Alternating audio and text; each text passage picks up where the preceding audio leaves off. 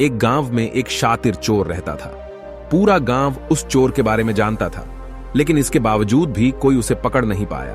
उस शातिर चोर ने अपना संपूर्ण जीवन चोरी करने में लगा दिया। इतना ही नहीं, आसपास के गांव और नगर में भी उसकी बराबरी का कोई चोर नहीं था। चोर का एक बेटा था जिसे वह अपनी तरह ही शातिर चोर बनाना चाहता था। इसलिए वह अपने बेटे से हमेशा कहता था कि कभी किसी साधु या सन्यासी के उपदेश को मत सुनना। यदि कोई कुछ कहे भी तो अपने कान बंद कर वहां से भाग जाना। बचपन से ही उसका बेटा अपने पिता से इन्हीं बातों को सुनता आ रहा था, जिस कारण ये बातें उसके मन में बैठ गई थीं। ऐसे में बड़े होकर बेटा भी अपने पिता की तरह शातिर चोर बन गया।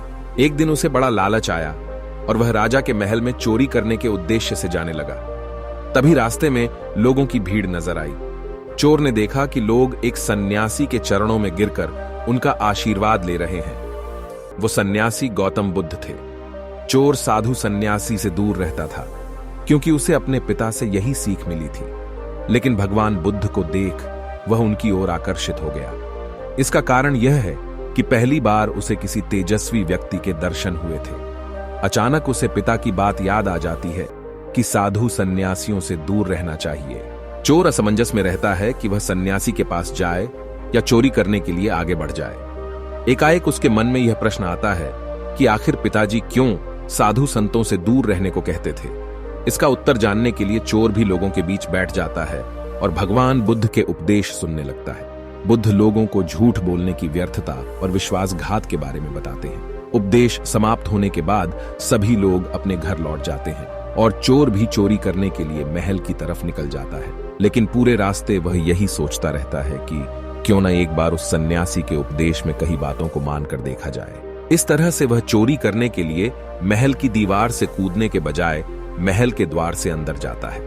उसे देख महल के द्वारपाल उसे रोकते हैं और भीतर जाने का कारण पूछते हैं। चोर कहता है, मैं चोर हूं और महल में चोरी करने जा रहा हूं। द्वारपाल उसकी बातें सुनकर हंसने लगते हैं और कहते हैं, जरूर यह महल का सेवक या नौकर होगा और हमसे मजाक कर रहा है। ये सोचकर वे उसे महल के अंदर जाने दे देते हैं। महल जाने के बाद चोर खजाना रखे तिजोरी के पास पहुंच जाता है और तिजोरी को तोड़कर धन और आभूषण को पोटली में भरकर भागने लगता है। तभी उसकी नजर महल के रसोई पर पड़ती है। रात होने के कारण सभी सो रहे होते हैं और रसोई में कोई नहीं रहता है। चोर को जोर की भूख लगी थी, इसीलिए वह रसोई में जाकर पेट भर खाना खा लेता है। इसके बाद चोर वहां से जाने लगता है। तभी उसे बुद्ध के उपदेश में सुनी दूसरी बात याद आती है कि जिसका नमक खाया है उसके साथ कभी भी विश्वासघात नहीं करना चाहिए। चोर सोचता है, मैंने इस महल का नमक खाया है, ऐसे में इनका धन चोरी कर मैं इनके साथ विश्वासघात करूंगा।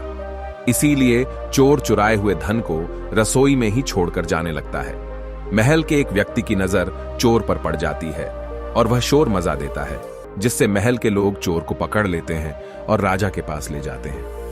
राजा चोर से पूछता है कि जब तुमने चोरी कर ली थी तो फिर इसे छोड़कर क्यों जा रहे थे। चोर कहता है, एक सन्यासी के उपदेश के कारण। चोर की बात से राजा प्रभावित होते हैं और उससे कहते हैं, अगर तुमने ऐसे उपदेश बचपन से ही सुने होते तो तुम कभी चोर बनते ही नहीं। इतना कहकर राजा ने उसे कोई सजा नहीं और छोड़ दिया।